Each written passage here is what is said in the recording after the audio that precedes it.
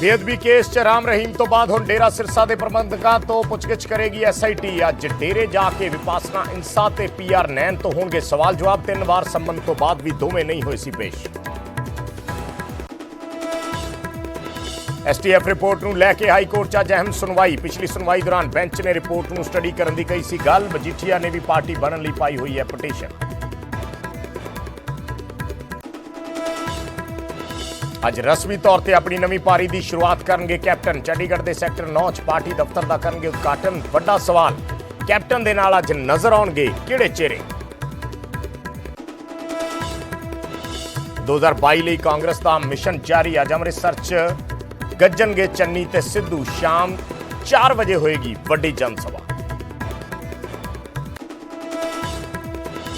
ਖੇਤੀ ਕਾਨੂੰਨਾਂ ਦੀ ਵਾਪਸੀ ਤੋਂ ਬਾਅਦ ਨਿਹੰਗ ਜਥੇਬੰਦੀਆਂ ਨੇ ਸ਼ੁਰੂ ਕੀਤੀ ਘਰ ਵਾਪਸੀ। ਕਈ ਨਿਹੰਗ ਜਥੇਬੰਦੀਆਂ ਨੇ ਮੋਰਚੇ ਤੋਂ ਪਾਏ ਚਾਲੇ। ਕੱਲ ਹੋਣੀ ਹੈ ਸੰਯੁਕਤ ਕਿਸਾਨ ਮੋਰਚੇ ਦੀ ਅਹਿਮ ਬੈਠਕ। ਤਰਨਤਾਰਨ 'ਚ ਮਿਲੀ 6 ਸਾਲ ਦੀ ਬੱਚੀ ਦੀ ਲਾਸ਼। ਗੁਰਦੁਆਰੇ ਦੀ ਪਾਰਕਿੰਗ 'ਚ ਰੇਤ 'ਚ ਦੱਬੀ ਮਿਲੀ ਮਾਸੂਮ। 3 ਨਵੰਬਰ ਨੂੰ ਹੋਈ ਸੀ ਗਾਇਬ। ਭਾਰਤ 'ਚ ਤੇਜ਼ੀ ਨਾਲ ਫੈਲ ਰਿਹਾ ਓਮਿਕਰੋਨ। ਦਿੱਲੀ, ਰਾਜਸਥਾਨ ਸਣੇ ਦੇਸ਼ ਦੇ 5 ਸੂਬਿਆਂ 'ਚ ਓਮਿਕਰੋਨ ਦਾ ਵਿਸਫੋਟ। ਕੱਲ ਇੱਕ ਦਿਨ 'ਚ ਆਏ 17 ਨਵੇਂ ਕੇਸ, ਹੁਣ ਤੱਕ ਕੁੱਲ 21 ਮੌਤ। ਹਿਮਾਚਲ 'ਚ ਮੌਸਮ ਨੇ ਇੱਕ ਵਾਰ ਫਿਰ ਲਈ ਕਰਵਟ। ਮਨਾਲੀ ਸਮੇਤ ਉੱਚੇ ਇਲਾਕਿਆਂ 'ਚ ਭਾਰੀ ਬਰਫ਼ਬਾਰੀ। ਮੈਦਾਨੀ ਇਲਾਕਿਆਂ 'ਚ ਵੀ ਵਧੀ ਠੰਡ, ਡਿੱਗਿਆ ਪਾਰਾ।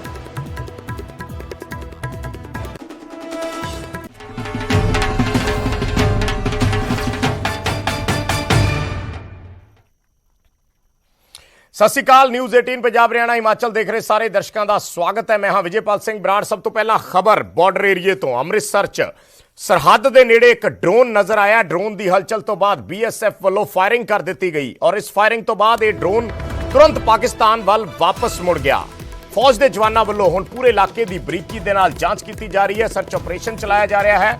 ਆਏ ਦਿਨ ਡਰੋਨ ਸਰਹੱਦ ਪਾਰੋਂ ਆਉਣ ਦੀਆਂ ਘਟਨਾਵਾਂ ਬਾਰਡਰ ਤੇ ਵਾਪਰਦੀਆਂ ਰਹਿੰਦੀਆਂ ਨੇ ਔਰ ਸੁਰੱਖਿਆ ਏਜੰਸੀਆਂ ਇਸ ਨੂੰ ਲੈ ਕੇ ਅਲਰਟ ਨੇ। ਅੱਜ ਵੀ ਜਦੋਂ ਡਰੋਨ ਨਜ਼ਰ ਆਇਆ ਤਾਂ ਤੁਰੰਤ ਫਾਇਰਿੰਗ ਕੀਤੀ ਗਈ। ਜਿਹੜੇ ਜਵਾਨ ਉੱਥੇ ਮੌਜੂਦ ਸੀ, ਬੀਐਸਐਫ ਵੱਲੋਂ ਫਾਇਰਿੰਗ ਕੀਤੀ ਗਈ ਔਰ ਉਸ ਤੋਂ ਬਾਅਦ ਨਾਲ ਦੀ ਨਾਲ ਇਹ ਡਰੋਨ ਜਿਹੜਾ ਸੀ ਇਹ ਵਾਪਸ ਪਰਤ ਗਿਆ। ਅੰਮ੍ਰਿਤਸਰ 'ਚ ਸਰਹੱਦ ਦੇ ਨੇੜੇ ਇਹ ਡਰੋਨ ਨਜ਼ਰ ਆਇਆ ਸੀ। ਡਰੋਨ ਦੀ ਹਲਚਲ ਤੋਂ ਬਾਅਦ ਬੀਐਸਐਫ ਵੀ ਇੱਕਦਮ ਹਰਕਤ ਦੇ ਵਿੱਚ ਆ ਗਈ। ਬੀਐਸਐਫ ਵੱਲੋਂ ਫਾਇਰਿੰਗ ਕੀਤੀ ਗਈ। ਤਸਵੀਰਾਂ ਦਿਖਾ ਰਹੇ ਹਾਂ ਅਸੀਂ ਉਸ ਮੌਕੇ ਦੀਆਂ, ਬਾਰਡਰ ਏਰੀਏ ਦੀਆਂ, ਅੰਮ੍ਰਿਤਸਰ ਬੈਲਟ ਦੀਆਂ, ਜਿੱਥੇ ਬੀਐਸਐਫ ਅਲਰਟ ਹੋਈ ਔਰ ਤੁਰੰਤ ਪ੍ਰਭਾਵ ਨਾਲ ਫਾਇਰਿੰਗ ਕਰਕੇ ਇਸ ਡਰੋਨ ਨੂੰ ਵਾਪਸ ਮੁੜਨ ਤੇ ਮਜਬੂਰ ਕਰ ਦਿੱਤਾ ਗਿਆ। ਇਹ ਕੋਈ ਪਹਿਲੀ ਘਟਨਾ ਨਹੀਂ ਹੈ। ਆਏ ਦਿਨ ਅੰਮ੍ਰਿਤਸਰ ਦੇ ਵਿੱਚ ਡਰੋਨ ਦੇਖੇ ਜਾਂਦੇ ਨੇ, ਸਰਹੱਦ ਦੇ ਆਸ-ਪਾਸ ਡਰੋਨ ਦੇਖੇ ਜਾਂਦੇ ਨੇ ਔਰ ਫਿਰ ਸੁਰੱਖਿਆ ਏਜੰਸੀਆਂ ਦੀ ਕਾਰਵਾਈ ਤੋਂ ਬਾਅਦ ਇਹ ਡਰੋਨ ਵਾਪਸ ਪਰਤ ਜਾਂਦੇ ਨੇ। ਇੱਕ ਵੱਡਾ ਮੁੱਦਾ ਹੈ ਇਸ ਵੇਲੇ ਹਿੰਦੁਸਤਾਨ ਤੇ ਪਾਕਿਸਤਾਨ ਦੇ ਵਿਚਕਾਰ। ਅਮਿਤ ਸ਼ਰਮਾ ਸਾਡੇ ਸਹਿਯੋਗੀ ਜੁੜੇ ਨੇ ਅੰਮ੍ਰਿਤਸਰ ਤੋਂ ਹੋਰ ਜਾਣਕਾਰੀ ਲਈ। ਅਮਿਤ, ਥੋੜੀ ਡਿਟੇਲ ਚਾਹਾਂਗੇ, ਕਿਸ ਵੇਲੇ ਇਹ ਡਰੋਨ ਨਜ਼ਰ ਆਇਆ ਔਰ ਕਿਸ ਤਰੀਕੇ ਨਾਲ ਪੂਰਾ ਰਿਐਕਸ਼ਨ ਹੋਇਆ, ਕਿਸ ਤਰੀਕੇ ਨਾਲ ਐਕਸ਼ਨ ਹੋਇਆ, ਪੂਰੀ ਜਾਣਕਾਰੀ। ਜੀ ਵਿਜੇ, ਬਿਲਕੁਲ ਰਾਤੀ ਕਰੀਬ 2 ਵਜੇ ਦਾ ਘਟਨਾ ਹੈ, ਜਿਸ ਵੇਲੇ ਅੰਮ੍ਰਿਤਸਰ ਦੀ ਤਹਿਸੀਲ ਅਜਨਾਲਾ ਦੇ ਡੀਓਪੀ ਪੁਰਾਣੀ ਸੁੰਦਰਗੜ੍ਹ ਦਾ ਜਦੋਂ ਬੀਐਸਐਫ ਦੇ ਜਵਾਨ ਜਦੋਂ ਰਾਤੀ ਪੈਟਰੋਲਿੰਗ ਕਰ ਰਹੇ ਸੀ, ਉਸ ਵੇਲੇ ਉਹਨਾਂ ਨੂੰ ਡਰੋਨ ਨਜ਼ਰ ਆਇਆ। ਹਾਲਾਂਕਿ ਉਸੇ ਵੇਲੇ ਬੀਐਸਐਫ ਦੇ ਜਵਾਨਾਂ ਵੱਲੋਂ ਹਰਕਤ ਵਿੱਚ ਆਉਂਦੇ ਹੋਏ ਡਰੋਨ ਤੇ ਫਾਇਰਿੰਗ ਕੀਤੀ ਗਈ, ਲੇਕਿਨ ਡਰੋਨ ਵਾਪਸ ਪਰਤ ਗਿਆ। ਹਾਲਾਂਕਿ ਪਿਛਲੇ ਦਿਨੀ ਹੀ ਐਸੇ ਬੀਓਪੀ ਦੇ ਪੁਰਾਣੀ ਸੁੰਦਰਗੜ੍ਹ ਦੀ ਬੀਓਪੀ ਦੇ ਹੀ ਰਾਤ ਵੇਲੇ ਡਰੋਨ ਬੀਐਸਐਫ ਦੇ ਜਵਾਨਾਂ ਨੂੰ ਨਜ਼ਰ ਆਇਆ ਸੀ। ਉਸ ਵੇਲੇ ਵੀ ਬੀਐਸਐਫ ਦੇ ਜਵਾਨਾਂ ਵੱਲੋਂ ਫਾਇਰਿੰਗ ਕੀਤੀ ਗਈ ਅਤੇ ਜਦੋਂ ਸਵੇਰੇ ਬੀਐਸਐਫ ਅਤੇ ਪੰਜਾਬ ਪੁਲਿਸ ਦੇ ਜਵਾਨਾਂ ਵੱਲੋਂ ਸਰਚ ਅਭਿਆਨ ਚਲਾਇਆ ਗਿਆ ਤੇ ਕਰੀਬ 4 ਪੈਕੇਟ ਹੈਰੋਇਨ ਵੀ ਬਰਾਮਦ ਹੋਈ। ਸੋ ਸਾਫ਼ ਸਪਸ਼ਟ ਉਸ ਵੇਲੇ ਹੋ ਗਿਆ ਸੀ ਕਿ ਡਰੋਨ ਦੇ ਜ਼ਰੀਏ ਭਾਰਤ ਦੀ ਸਰਹੱਦ ਦੇ ਵਿੱਚ ਹੈਰੋਇਨ ਸੁੱਟੀ ਗਈ ਸੀ, ਜਿਸ ਦੀ ਕੁੱਲ ਕੀਮਤ ਜਿਹੜੀ ਕੁੱਲ 3.5 ਕਿਲੋ ਸੀ ਅਤੇ 20 ਕਰੋੜ ਦੇ ਕਰੀਬ ਉਹ ਹੈਰੋਇਨ ਦੀ ਕੀਮਤ ਦੱਸੀ ਗਈ ਸੀ। ਸੋ ਹੁਣ ਫਿਰ ਦੇਰ ਰਾਤ ਉਸੇ ਬੀਓਪੀ ਤੇ ਇੱਕ ਵਾਰੀ ਫਿਰ ਡਰੋਨ ਨਜ਼ਰ ਆਇਆ ਤੇ ਬੀਐਸਐਫ ਦੇ ਜਵਾਨਾਂ ਵੱਲੋਂ ਜਦੋਂ ਫਾਇਰਿੰਗ ਕੀਤੀ ਗਈ ਤੇ ਡਰੋਨ ਵਾਪਸ ਪਰਤ ਗਿਆ ਤੇ ਹੁਣ ਬੀਐਸਐਫ ਦੇ ਜਵਾਨਾਂ ਵੱਲੋਂ ਅਤੇ ਪੁਲਿਸ ਦੇ ਜਵਾਨਾਂ ਵੱਲੋਂ ਆਸ-ਪਾਸ ਦੇ ਏਰੀਆ ਦੇ ਵਿੱਚ ਸਰਚ ਕੀਤੀ ਜਾ ਰਹੀ ਹੈ। ਯਾਨੀ ਅਮਿਤ, ਜ਼ਿਆਦਾ ਚਾਂਸਸ ਇਹ ਨੇ ਕਿ ਇਹਨਾਂ ਡਰੋਨਸ ਦਾ ਇਸਤੇਮਾਲ ਸਮਗਲਿੰਗ ਦੇ ਨਜ਼ਰੀਏ ਨਾਲ ਕੀਤਾ ਜਾ ਰਿਹਾ। ਜੀ ਬਿਲਕੁਲ, ਕਿਉਂਕਿ ਪਹਿਲੀ ਵਾਰੀ ਘਟਨਾ ਨਹੀਂ ਹੈ। ਇਸ ਤੋਂ ਪਹਿਲਾਂ ਵੀ ਕਈ ਵਾਰੀ ਡਰੋਨ ਜਦੋਂ ਕਿ ਭਾਰਤ ਦੀ ਸਰਹੱਦ ਦੇ ਵਿੱਚ ਆਉਂਦਾ, ਬੀਐਸਐਫ ਦੇ ਜਵਾਨਾਂ ਵੱਲੋਂ ਫਾਇਰਿੰਗ ਕੀਤੀ ਜਾਂਦੀ ਹੈ ਤੇ ਡਰੋਨ ਵਾਪਸ ਪਰਤ ਜਾਂਦਾ ਤੇ ਉਸ ਵੇਲੇ ਜਦੋਂ ਸਵੇਰੇ ਸਰਚ ਅਭਿਆਨ ਚਲਾਇਆ ਜਾਂਦਾ ਤੇ ਕਈ ਵਾਰੀ ਹੈਰੋਇਨ ਬਰਾਮਦ ਹੋਈ ਹੈ। ਹਾਲਾਂਕਿ 3 ਦਿਨ ਪਹਿਲਾਂ ਹੀ ਹੈਰੋਇਨ ਐਸੇ ਬੀਓਪੀ ਤੇ ਹੈਰੋਇਨ ਬਰਾਮਦ ਕੀਤੀ ਗਈ ਸੀ। ਸੋ ਹੁਣ ਕਿਆਸ ਇਹ ਲਗਾਏ ਜਾ ਰਹੇ ਕਿ ਦੁਬਾਰਾ ਇੱਕ ਵਾਰੀ ਫਿਰ ਡਰੋਨ ਦੇ ਜ਼ਰੀਏ ਕੋਈ ਹਥਿਆਰ ਜਾਂ ਫਿਰ ਹੈਰੋਇਨ ਭਾਰਤ ਦੀ ਸਰਹੱਦ ਦੇ ਵਿੱਚ ਸੁੱਟੀ ਗਈ ਹੈ। ਸੋ BSF ਦੇ ਜਵਾਨਾਂ ਅਤੇ ਪੁਲਿਸ ਦੇ ਜਵਾਨਾਂ ਵੱਲੋਂ ਆਸ-ਪਾਸ ਦੇ ਏਰੀਆ ਦੇ ਵਿੱਚ ਸਰਚ ਅਭਿਆਨ ਚਲਾਇਆ ਜਾ ਰਿਹਾ। ਠੀਕ ਹੈ ਧੰਨਵਾਦ, ਸ਼ੁਕਰੀਆ ਅਮਿਤ ਇਸ ਜਾਣਕਾਰੀ ਦੇ ਲਈ। ਤਾਂ BSF ਨੇ ਐਕਸ਼ਨ ਕੀਤਾ ਤੁਰੰਤ ਔਰ ਡਰੋਨ ਵਾਪਸ ਚਲਾ ਗਿਆ। ਔਰ ਆਮ ਤੌਰ ਤੇ ਡਰੋਨ ਨਜ਼ਰ ਆਉਂਦੇ ਨੇ ਜਦੋਂ ਕਿਸੇ ਤਰ੍ਹਾਂ ਦਾ ਕੋਈ ਹਥਿਆਰ ਜਾਂ ਫਿਰ ਸਮਗਲ ਕਰਕੇ ਲਿਆਂਦਾ ਗਿਆ ਕੋਈ ਨਸ਼ੀਲਾ ਪਦਾਰਥ, ਉਸ ਨੂੰ ਸਰਹੱਦ ਪਾਰ ਤੋਂ ਇੱਧਰ ਪਹੁੰਚਾਇਆ ਜਾਂਦਾ। ਇਸ ਕਰਕੇ BSF ਅਲਰਟ ਤੇ ਹੈ ਔਰ ਤੁਰੰਤ ਕਾਰਵਾਈ ਕਰਦੇ ਹੋਏ ਫਾਇਰਿੰਗ ਕੀਤੀ ਗਈ। ਇਸ ਡਰੋਨ ਨੂੰ ਵਾਪਸ ਮੁੜਨ ਤੇ ਮਜਬੂਰ ਕਰ ਦਿੱਤਾ।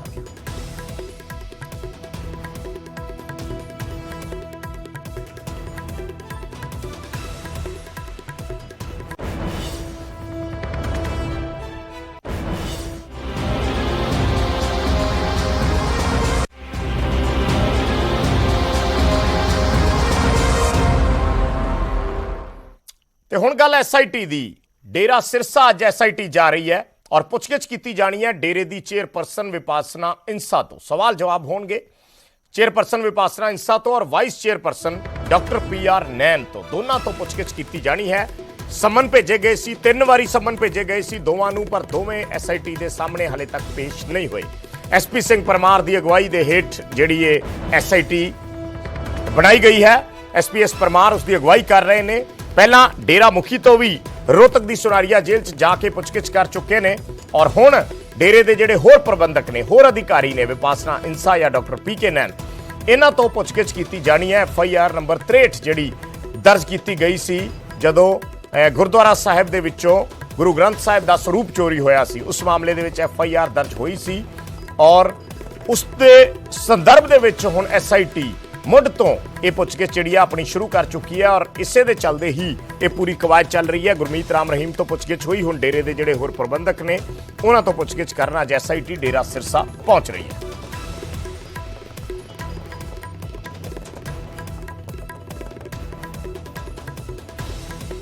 ਨਰੇਸ਼ ਸੇਠੀ ਸਾਡੇ ਸਹਿਯੋਗੀ ਸਿੱਧੇ ਜੁੜ ਰਹੇ ਨੇ ਹੋਰ ਗੱਲਬਾਤ ਦੇ ਲਈ। ਨਰੇਸ਼, ਥੋੜਾ ਤਫਸੀਲ ਨਾਲ ਜਾਨਣਾ ਚਾਹਾਂਗੇ, ਹੁਣ ਤੱਕ SIT ਨੇ ਜਿਹੜੇ ਸਵਾਲ ਜਵਾਬ ਤਿਆਰ ਕੀਤੇ ਸੀ, ਜਿਹੜੀ ਇੱਕ ਲੰਬੀ ਸਵਾਲਾਂ ਦੀ ਸੂਚੀ ਤਿਆਰ ਕੀਤੀ ਗਈ ਸੀ, ਅਸੀਂ ਨਿਊਜ਼ 18 ਤੇ ਲਗਾਤਾਰ ਦਿਖਾਉਂਦੇ ਵੀ ਰਹੇ ਹਾਂ ਜਦੋਂ ਗੁਰਮੀਤ ਰਾਮ ਰਹੀਮ ਤੋਂ ਪੁੱਛਗਿੱਛ ਹੋਈ ਸੀ।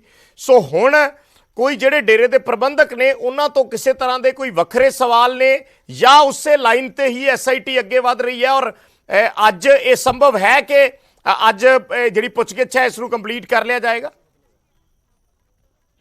ਬਿਲਕੁਲ ਵਿਜੇਪਾਲ, ਅਸੀਂ ਥੋੜਾ ਜਿਹਾ ਪਿੱਛੇ ਜਾਵਾਂਗੇ ਕਿ ਇਸ ਤੋਂ ਪਹਿਲਾਂ ਜਿਹੜੀ SIT ਦੇ ਜਿਹਨੂੰ ਲੀਡ ਕਰ ਰਹੇ ਸੀ IG ਕੁੰਵਰ ਵਿਜੇ ਪ੍ਰਤਾਪ, ਉਹਨਾਂ ਵੱਲੋਂ ਵੀ ਪਹਿਲਾਂ ਕੋਸ਼ਿਸ਼ ਕੀਤੀ ਗਈ ਸੀ ਕਿ ਸੁਨਾਰੀਆ ਜੇਲ੍ਹ ਵਿੱਚ ਜਾ ਕੇ ਰਾਮ ਰਹੀਮ ਤੋਂ ਪੁੱਛਗਿੱਛ ਕੀਤੀ ਜਾਵੇ, ਪਰ ਉਹਨਾਂ ਨੂੰ ਇਜਾਜ਼ਤ ਨਹੀਂ ਮਿਲੀ ਸੀ। ਪਰ ਉਸ ਤੋਂ ਬਾਅਦ ਜਿਹੜੀ ਨਵੀਂ SIT IG SPS ਪਰਮਾਰ ਦੀ ਅਗਵਾਈ 'ਚ ਬਣੀ ਹੈ, ਉਸ ਵੱਲੋਂ ਫਰੀਦਕੋਟ ਦੀ ਅਦਾਲਤ ਤੋਂ ਪ੍ਰੋਟੈਕਸ਼ਨ ਤਾਂ ਜ਼ਰੂਰ ਲੈ ਲਏ ਗਏ, ਪਰ ਜਿਹੜਾ ਉਹਨਾਂ ਨੂੰ ਡੇਰੇ ਦੇ ਮੁਖੀ ਨੇ ਰਾਮ ਰਹੀਮ, ਉਹਨਾਂ ਨੂੰ ਫਰੀਦਕੋਟ ਲਿਆਉਣ ਵਿੱਚ ਕਿਤੇ ਨਾ ਕਿਤੇ ਦੇਰੀ ਜ਼ਰੂਰ ਹੋਈ ਕਿਉਂਕਿ ਹਾਈ ਕੋਰਟ ਵੱਲੋਂ ਰਾਹਤ ਮਿਲੀ ਗਈ ਸੀਗੀ ਜਿਸ ਵਿੱਚ ਉਹਨਾਂ ਨੂੰ ਜਿਹੜੀ ਕਿਹਾ ਆਰਡਰ ਆਏ ਸੀਗੇ ਕਿ ਡੇਰੇ ਦੇ ਪ੍ਰਬੰਧਕ ਨੇ ਜਿਹੜੇ ਜਾਂ ਡੇਰੇ ਦੇ ਜਿਹੜੇ ਮੁਖੀ ਨੇ ਰਾਮ ਰਹੀਮ, ਉਹਨਾਂ ਤੋਂ ਜਿਹੜੀ ਸੁਨਾਰੀਆ ਜੇਲ੍ਹ ਵਿੱਚ ਜਾ ਕੇ ਪੁੱਛਗਿੱਛ ਕੀਤੀ ਜਾ ਸਕੇ। ਕਿਤੇ ਨਾ ਕਿਤੇ ਰਾਹਤ ਹਾਈ ਕੋਰਟ ਨੇ ਦਿੱਤੀ ਸੀ ਡੇਰਾ ਮੁਖੀ ਨੂੰ, ਤਾਂ ਉਸ ਤੋਂ ਬਾਅਦ SIT ਵੱਲੋਂ ਰੁਖ ਕੀਤਾ ਸੀ ਸੁਨਾਰੀਆ ਜੇਲ੍ਹ ਦਾ ਔਰ ਸੁਨਾਰੀਆ ਜੇਲ੍ਹ ਜਾ ਕੇ ਇੱਕ ਲੰਮੀ ਲਿਸਟ ਜਿਹੜੀ ਤਿਆਰ ਸਵਾਲਾਂ ਦੀ ਕੀਤੀ ਸੀ, ਜਿਸ ਵਿੱਚ ਕਈ ਸਵਾਲ ਉਹਨਾਂ ਨੂੰ ਪੁੱਛੇ ਗਏ, ਪਰ ਬਾਹਲੇ ਸਵਾਲਾਂ ਦੇ ਜਵਾਬ ਵਿੱਚ ਜਿਹੜਾ ਡੇਰਾ ਰਾਮ ਰਹੀਮ ਮੁਖੀ ਨੇ ਰਾਮ ਰਹੀਮ, ਉਹਨਾਂ ਵੱਲੋਂ ਇਹ ਕਿਹਾ ਗਿਆ ਸੀ ਕਿ ਜਿਹੜੇ ਮੇਰੇ ਪ੍ਰਬੰਧਕ ਨੇ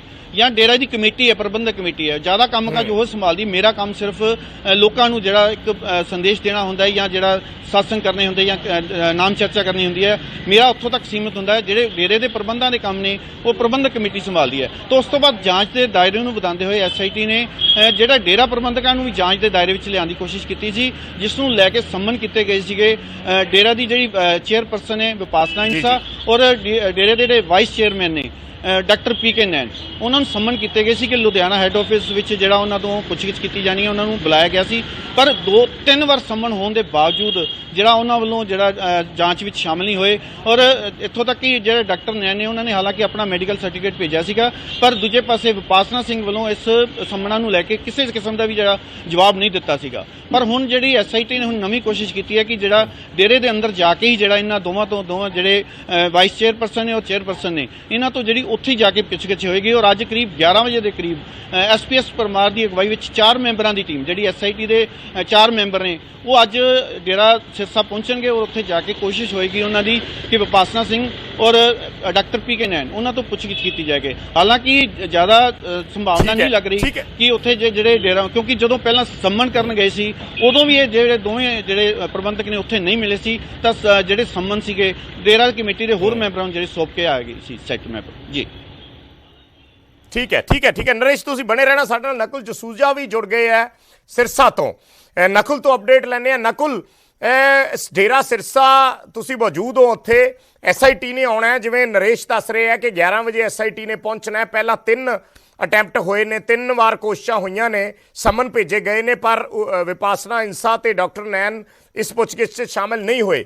ਕੀ ਅੱਜ ਉਮੀਦ ਹੈ ਕਿ ਪੁੱਛਗਿੱਛ ਦੇ ਵਿੱਚ ਸ਼ਾਮਿਲ ਹੋ ਸਕਦੇ ਨੇ, ਔਰ ਜੇ ਹੋ ਸਕਦੇ ਨੇ ਤਾਂ ਕਿਸ ਤਰੀਕੇ ਦੇ ਇੰਤਜ਼ਾਮ ਕੀਤੇ ਗਏ ਨੇ? ਕੋਈ ਸਿਕਿਉਰਿਟੀ ਪੁਆਇੰਟ ਆਫ ਵਿਊ ਨਾਲ ਨਜ਼ਰ ਆ ਰਿਹਾ ਹੈ ਹਲਚਲ ਕਿਸ ਤਰੀਕੇ ਦੀ?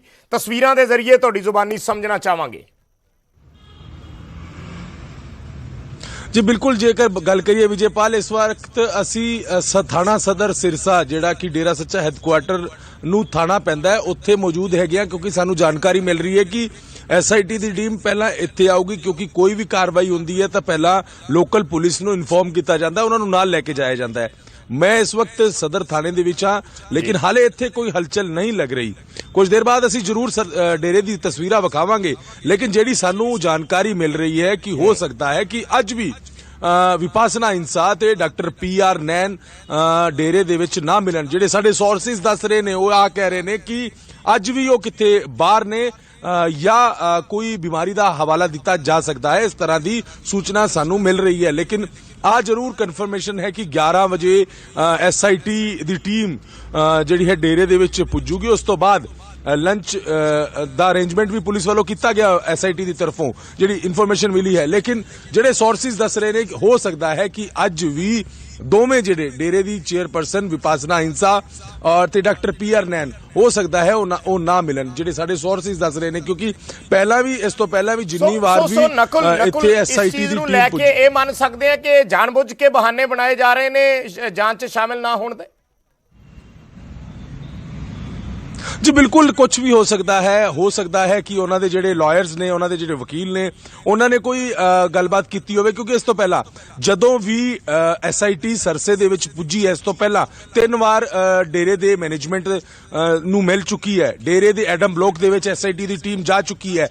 उत्थे हर वाल एको ही गल दसी गई है कि विपासना इंसा ते डॉक्टर PR नैन नहीं मौजूद सन। इस तो पहला सब तो पहला एक पुलिस कर्मचारी पंजाब पुलिस दा इत्थे पुज्या सी, उन्होंने सम्मन कीते सी। उस तो बाद जिहड़ी परसों यानी कि शुक्रवार या शनिवार नूं जिहड़ी SIT दी टीम जदों आई, उन्होंने लास्ट सम्मन कीता।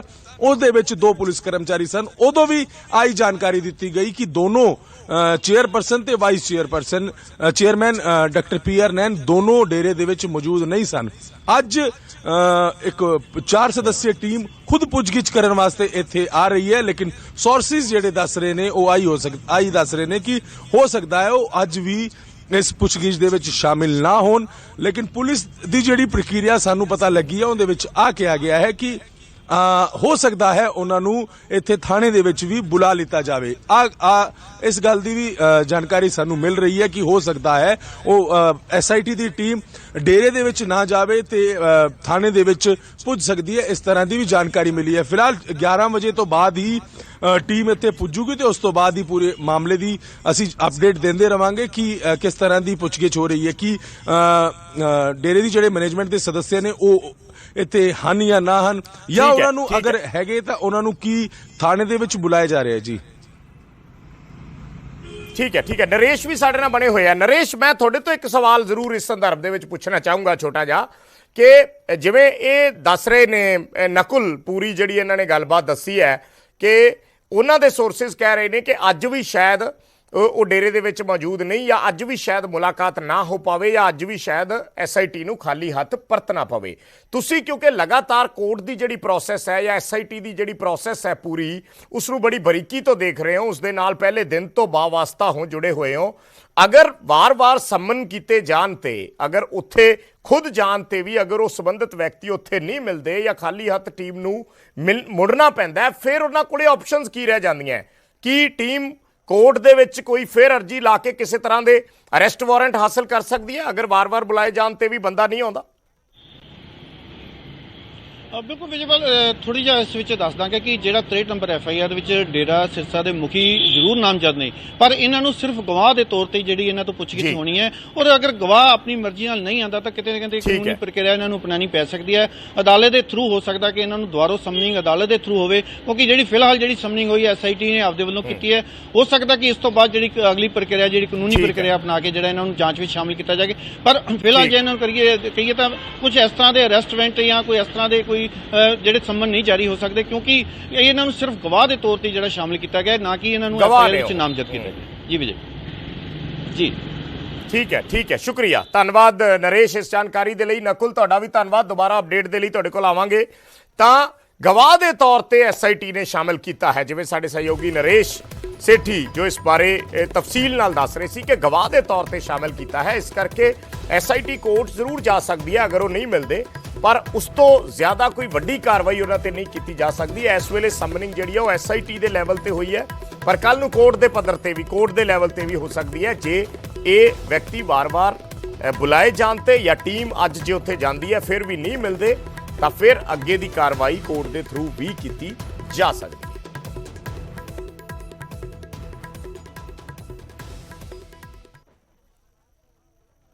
ਤੇ ਇਸ ਤੋਂ ਪਹਿਲਾਂ 8 ਨਵੰਬਰ ਨੂੰ SIT ਨੇ ਸੁਨਾਰੀਆ ਜੇਲ੍ਹ ਜਾ ਕੇ ਗੁਰਮੀਤ ਰਾਮ ਰਹੀਮ ਤੋਂ ਵੀ ਪੁੱਛਗਿੱਛ ਕੀਤੀ ਸੀ। 7 ਘੰਟੇ ਤੱਕ ਇਹ ਲੰਬੀ ਪੁੱਛਗਿੱਛ ਕੀਤੀ ਗਈ ਸੀ, ਔਰ ਇਸ ਦੌਰਾਨ ਇੱਕ ਸਵਾਲਾਂ ਦੀ ਲੰਬੀ ਚੌੜੀ ਲਿਸਟ ਸੀ। ਕੀ ਉਹ ਸਵਾਲ ਸੀ ਔਰ ਰਾਮ ਰਹੀਮ ਦੇ ਜਵਾਬ ਕੀ ਸੀ, ਅਸੀਂ ਨਿਊਜ਼ 18 ਦੀ ਐਕਸਕਲੂਸਿਵ ਰਿਪੋਰਟ ਤੁਹਾਨੂੰ ਇੱਕ ਵਾਰੀ ਫਿਰ ਦਿਖਾਉਂਦੇ ਹਾਂ। ਗੁਰੂ ਗ੍ਰੰਥ ਸਾਹਿਬ ਨੂੰ ਚੋਰੀ ਕਰਨ ਦਾ ਪਲਾਨ ਕਿਸ ਦਾ ਸੀ? ਮੈਂ ਬਿਲਕੁਲ ਨਹੀਂ ਜਾਣਦਾ। ਗੁਰੂ ਗ੍ਰੰਥ ਸਾਹਿਬ ਨੂੰ ਚੋਰੀ ਕਰਨ ਤੋਂ ਬਾਅਦ ਕਿੱਥੇ ਲਿਜਾਇਆ ਗਿਆ? ਹੁਣ ਬਾਕੀ ਅੰਗ ਕਿੱਥੇ ਨੇ? ਮੈਨੂੰ ਇਸ ਬਾਰੇ ਕੋਈ ਜਾਣਕਾਰੀ ਨਹੀਂ ਹੈ। ਤੁਹਾਨੂੰ ਬਰਗਾੜੀ 'ਚ ਗੁਰੂ ਗ੍ਰੰਥ ਸਾਹਿਬ ਜੀ ਦੀ ਬੇਅਦਬੀ ਬਾਰੇ ਕਿਸ ਨੇ ਦੱਸਿਆ? ਮੈਂ ਸਤਸੰਗ ਲਈ ਜਾ ਰਿਹਾ ਸੀ ਤਾਂ ਮੈਨੂੰ ਦਰਸ਼ਨ ਸਿੰਘ ਨੇ ਜਾਣਕਾਰੀ ਦਿੱਤੀ। ਮੈਂ ਕਿਹਾ ਕਿ ਕਾਫੀ ਗਲਤ ਕੰਮ ਹੋਇਆ ਹੈ। ਉਸਨੇ ਨਹੀਂ ਦੱਸਿਆ ਕਿਸ ਨੇ ਬੇਅਦਬੀ ਕੀਤੀ। ਬੇਅਦਬੀ ਕਰਨ ਪਿੱਛੇ ਤੁਹਾਡੀ ਸੋਚ ਕੀ ਸੀ? ਕੀ ਉਹ ਸੋਚ ਸਫਲ ਹੋਈ ਹੈ? ਅਸੀਂ ਕੋਈ ਬੇਅਦਬੀ ਨਹੀਂ ਕੀਤੀ, ਨਾ ਹੀ ਕਿਸੇ ਨੂੰ ਅਜਿਹਾ ਕਰਨ ਦਾ ਆਦੇਸ਼ ਦਿੱਤਾ ਹੈ। ਖਾਸ ਇੱਕ ਹਿੱਸੇ 'ਚ ਬੇਅਦਬੀ ਕਰਨ ਪਿੱਛੇ ਕੀ ਮਨਸ਼ਾ ਸੀ? ਮੈਂ ਕੁਝ ਨਹੀਂ ਜਾਣਦਾ। ਸਿੱਖਾਂ ਤੋਂ ਬਦਲਾ ਲੈਣ ਲਈ ਕੀ ਇੱਕ ਗੁਪਤ ਮੀਟਿੰਗ ਦੀ ਯੋਜਨਾ ਸੀ? ਨਾ ਤਾਂ ਕੋਈ ਅਜਿਹੀ ਮੀਟਿੰਗ ਹੋਈ ਤੇ ਨਾ ਹੀ ਕੋਈ ਅਜਿਹੀ ਯੋਜਨਾ ਸੀ। ਸਿੱਖ ਧਰਮ ਤੇ ਗੁਰੂ ਗ੍ਰੰਥ ਸਾਹਿਬ ਖਿਲਾਫ ਪੋਸਟਰ ਲਗਾਉਣ ਦਾ ਕਿਸ ਦਾ ਪਲਾਨ ਸੀ? ਮੈਨੂੰ ਇਸ ਬਾਰੇ ਕੋਈ ਜਾਣਕਾਰੀ ਨਹੀਂ ਹੈ। ਕੀ ਤੁਸੀਂ ਡੇਰਾ ਪ੍ਰੇਮੀ ਸੁਖਜਿੰਦਰ ਸਿੰਘ ਨੂੰ ਜਾਣਦੇ ਹੋ? ਜੋ ਪੋਸਟਰ 'ਚ ਹੈਂਡਰਾਈਟਿੰਗ ਸੀ ਉਹ ਸੁਖਜਿੰਦਰ ਦੀ ਹੈਂਡਰਾਈਟਿੰਗ ਨਾਲ ਮੈਚ ਹੋ ਗਈ ਸੀ। ਮੈਂ ਅਜਿਹੇ ਕਿਸੇ ਸ਼ਖਸ ਨੂੰ ਨਹੀਂ ਜਾਣਦਾ। ਕੀ ਮੋਹਿੰਦਰਪਾਲ ਬਿੱਟੂ ਦੀ ਹੱਤਿਆ ਬੇਅਦਬੀ ਕਾਰਨ ਹੋਈ? ਮੈਨੂੰ ਜੇਲ੍ਹ ਦੇ ਅਧਿਕਾਰੀ ਨੇ ਦੱਸਿਆ ਸੀ, ਪਰ ਹੱਤਿਆ ਕਿਉਂ ਹੋਈ ਇਹ ਨਹੀਂ ਦੱਸਿਆ ਤੇ ਨਾ ਹੀ ਕਦੇ ਮੈਂ ਪੁੱਛਿਆ। ਬੁਰਜ ਜੋਹਰ ਸਿੰਘ ਬਾਲਾ 'ਚ ਮਾਜੀ ਦੇ ਦੀਵਾਨ 'ਚ ਲੋਕੇਟ ਸੁੱਟਣ ਬਾਰੇ ਕਿਸ ਨੇ ਦੱਸਿਆ? ਇਸ ਬਾਰੇ ਕੁਝ ਨਹੀਂ ਪਤਾ। ਮੈਂ ਤਾਂ ਤੁਹਾਡੇ ਤੋਂ ਸੁਣ ਰਿਹਾ ਹਾਂ। ਜਿਨ੍ਹਾਂ ਨੇ ਕੀਤਾ ਭਗਵਾਨ ਉਹਨਾਂ ਨੂੰ ਅਕਲ ਦੇਵੇ। ਡੇਰੇ ਨਾਲ ਜੁੜੇ ਲੋਕੇਟ ਸੁੱਟਣ ਪਿੱਛੇ ਤੁਹਾਡਾ ਐਕਸ਼ਨ ਪਲਾਨ ਕੀ ਸੀ? ਭਗਵਾਨ ਸਾਰਿਆਂ ਨੂੰ ਸਮਤ ਬਖਸ਼ੇ। ਮੈਂ ਕੁਝ ਨਹੀਂ ਕਹਿਣਾ ਚਾਹੁੰਦਾ, ਨਾ ਮੈਂ ਕਿਸੇ ਨੂੰ ਕੁਝ ਕਿਹਾ।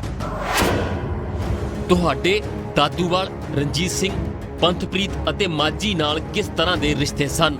ਐਨਾ ਜੋ ਮੈਂ ਕਿਸੇ ਨੂੰ ਨਹੀਂ ਜਾਣਦਾ। ਗੁਖਿਆਵਾਲੀ 'ਚ ਸਾਡੇ ਕਾਫਲੇ ਤੇ ਹਮਲਾ ਹੋਇਆ ਸੀ। ਉਸ ਵੇਲੇ ਮੈਂ ਡਰਾਈਵਰ ਨੂੰ ਗੱਲਾਂ ਕਰਦੇ ਸੁਣਿਆ ਸੀ ਕਿ ਹਮਲੇ ਪਿੱਛੇ ਦਾਦੂਵਾਲ ਦਾ ਹੱਥ ਹੋ ਸਕਦਾ ਹੈ। ਸਾਡੀ ਜਾਂਚ ਸਾਹਮਣੇ ਆਇਆ ਕਿ ਤੁਸੀਂ ਦਾਦੂਵਾਲ ਦੀ ਹੱਤਿਆ ਕਰਨਾ ਚਾਹੁੰਦੇ ਸੀ। ਮੈਂ ਕਿਸੇ ਤੋਂ ਸੁਣਿਆ ਸੀ ਕਿ ਦਾਦੂਵਾਲ ਮੇਰੀ ਹੱਤਿਆ ਕਰਨਾ ਚਾਹੁੰਦਾ ਹੈ, ਪਰ ਸਾਡੀ ਕਿਸੇ ਨਾਲ ਕੋਈ ਦੁਸ਼ਮਣੀ ਨਹੀਂ ਤੇ ਨਾ ਹੀ ਕਿਸੇ ਨੂੰ ਮਾਰਨਾ ਚਾਹੁੰਦੇ ਹਾਂ। ਤੁਸੀਂ ਕਿਹੜੇ ਧਾਰਮਿਕ ਗ੍ਰੰਥ ਮੰਨਦੇ ਹੋ? ਕੀ ਤੁਹਾਨੂੰ ਗੁਰੂ ਗ੍ਰੰਥ ਸਾਹਿਬ ਬਾਰੇ ਮੁੱਢਲੀ ਜਾਣਕਾਰੀ ਹੈ? ਗੁਰੂ ਸਾਹਿਬ ਦੀ ਪਵਿੱਤਰ ਬਾਣੀ ਦੇ ਇਲਾਵਾ ਰਾਮਾਇਣ, ਗੀਤਾ, ਬਾਈਬਲ ਤੇ ਕੁਰਾਨ ਸ਼ਰੀਫ ਪੜ੍ਹਦਾ ਹਾਂ। ਤੁਸੀਂ ਧਾਰਮਿਕ ਗੁਰੂ ਹੋ, ਫਿਰ ਕਿਉਂ ਆਪਣੇ ਸਮਰਥਕਾਂ ਤੋਂ ਬੇਅਦਬੀ ਕਰਵਾਈ? ਮੈਂ ਕਿਸੇ ਨੂੰ ਅਜਿਹਾ ਕੁਝ ਵੀ ਕਰਨ ਨੂੰ ਨਹੀਂ ਕਿਹਾ। ਕੀ ਡੇਰਾ ਸਿਰਸਾ 'ਚ ਗੁਰੂ ਗ੍ਰੰਥ ਸਾਹਿਬ ਰੱਖਿਆ ਹੋਇਆ ਹੈ? ਨਹੀਂ। ਭਗੌੜੇ ਮੁਲਜ਼ਮ ਹੁਣ ਕਿੱਥੇ ਨੇ? ਮੈਨੂੰ ਉਹਨਾਂ ਬਾਰੇ ਕੋਈ ਜਾਣਕਾਰੀ ਨਹੀਂ ਹੈ। ਜਾਮੇ ਮਨਸ਼ਾ ਪਿੱਛੇ ਕੀ ਮਨਸ਼ਾ ਸੀ? ਕਿਸ ਨੇ ਸਲਾਹ ਦਿੱਤੀ? ਮੈਨੂੰ ਕਿਸੇ ਨੇ ਸਲਾਹ ਨਹੀਂ ਦਿੱਤੀ ਸੀ। ਜਾਮੇ ਹਿੰਸਾ ਕਰਨ ਦੇ ਬਾਅਦ ਮੁਆਫੀ ਮੰਗਣ ਲਈ ਕਿਸ ਨੇ ਕਿਹਾ ਸੀ? ਕੀ ਤੁਸੀਂ ਮਾਫੀਨਾਮੇ ਦੇ ਦਸਤਖਤ ਕੀਤੇ ਸਨ? 4 ਧਰਮਾਂ ਦੇ ਪ੍ਰਚਾਰਕਾਂ ਦੇ ਕਹਿਣ ਤੇ ਮੈਂ ਮੁਆਫੀ ਮੰਗੀ ਸੀ। ਮੈਂ ਉਹਨਾਂ ਦੇ ਨਾਂ ਨਹੀਂ ਜਾਣਦਾ। ਜਿਸ ਡਰੈਸ ਨੂੰ ਲੈ ਕੇ ਵਿਵਾਦ ਹੋਇਆ, ਉਹ ਡਰੈਸ ਹੁਣ ਕਿੱਥੇ ਹੈ? ਸ਼ਾਇਦ ਪੁਲਿਸ ਕੋਲ ਹੋਵੇ। ਪੰਜਾਬ 'ਚ ਤੁਹਾਡੀ ਫਿਲਮ ਦਾ ਵਿਰੋਧ ਹੋਇਆ, ਕਿਸ ਨੇ ਰਿਲੀਜ਼ ਕਰਵਾਈ? ਦਰਸ਼ਨ ਸਿੰਘ ਨੇ ਮੈਨੂੰ ਦੱਸਿਆ ਸੀ ਕਿ ਪੰਜਾਬ 'ਚ ਫਿਲਮ ਰਿਲੀਜ਼ ਨਹੀਂ ਹੋ ਰਹੀ। ਕੌਣ ਵਿਰੋਧ ਕਰ ਰਿਹਾ ਹੈ ਇਹ ਨਹੀਂ ਦੱਸਿਆ। MSG2 ਰਿਲੀਜ਼ ਹੋਣ ਦੇ ਬਾਅਦ ਸ਼੍ਰੀ ਅਕਾਲ ਤਖਤ ਸਾਹਿਬ ਨੇ ਮੁਆਫੀਨਾਮਾ ਵਾਪਸ ਕਿਉਂ ਲਿਆ? ਮੈਨੂੰ ਦਰਸ਼ਨ ਸਿੰਘ ਨੇ ਇਸ ਬਾਰੇ ਦੱਸਿਆ ਸੀ ਪਰ ਕਾਰਨ ਨਹੀਂ ਦੱਸਿਆ। ਇਸ ਦੇ ਬਾਰੇ ਦਰਸ਼ਨ ਸਿੰਘ ਹੀ ਦੱਸ ਸਕਦਾ ਹੈ। 18 ਸਤੰਬਰ 2015 ਨੂੰ MSG2 ਰਿਲੀਜ਼ ਹੁੰਦੀ ਹੈ। 24 ਸਤੰਬਰ 2015 ਨੂੰ ਹੀ ਸ਼੍ਰੀ ਅਕਾਲ ਤਖਤ ਸਾਹਿਬ ਤੁਹਾਨੂੰ ਮਾਫ ਕਰ ਦਿੰਦਾ ਹੈ। ਇਸ ਦਾ ਕੀ ਕਨੈਕਸ਼ਨ ਹੈ? ਦਰਸ਼ਨ ਸਿੰਘ ਮੇਰੇ ਕੋਲ ਇੱਕ ਲੈਟਰ ਲੈ ਕੇ ਆਇਆ ਸੀ ਜਿਸ ਤੇ ਮੈਂ ਦਸਤਖਤ ਕੀਤੇ ਸਨ। ਤੁਸੀਂ ਆਪਣੇ ਕੁੜਮ ਨੂੰ ਕਿਉਂ ਮਾਰਨਾ ਚਾਹੁੰਦੇ ਸੀ? ਮੋੜ ਮੰਡੀ ਬਲਾਸਟ ਪਿੱਛੇ ਕੀ ਮਨਸ਼ਾ ਸੀ? ਇਹ ਬਿਲਕੁਲ ਗਲਤ ਹੈ। ਮੈਨੂੰ ਇਸ ਬਾਰੇ ਕੋਈ ਜਾਣਕਾਰੀ ਨਹੀਂ ਹੈ। ਖੱਟਾ ਸਿੰਘ ਦੇ ਬਾਅਦ ਤੁਹਾਡਾ ਡਰਾਈਵਰ ਕੌਣ ਸੀ? ਖੱਟਾ ਸਿੰਘ ਕਦੇ ਵੀ ਮੇਰਾ ਡਰਾਈਵਰ ਨਹੀਂ ਰਿਹਾ। ਫੂਲ ਮੇਰਾ ਡਰਾਈਵਰ ਸੀ। ਹਨੀਪ੍ਰੀਤ ਕੌਣ ਹੈ? ਕੀ ਉਸ ਨੂੰ ਗੋਦ ਲੈਣ ਲਈ ਕੋਈ ਕਾਗਜ਼ ਤਿਆਰ ਕੀਤੇ ਸਨ? ਉਸਦੇ ਆਪਣੇ ਸਹੁਰੇ ਪਰਿਵਾਰ ਨਾਲ ਮਤਭੇਦ ਸਨ ਤੇ ਆਪਣੇ ਪਰਿਵਾਰ ਨਾਲ ਡੇਰੇ ਚਾਹੁੰਦੀ ਸੀ। ਇਸ ਲਈ ਉਸ ਨੂੰ ਧਾਰਮਿਕ ਬੇਟੀ ਬਣਾਇਆ।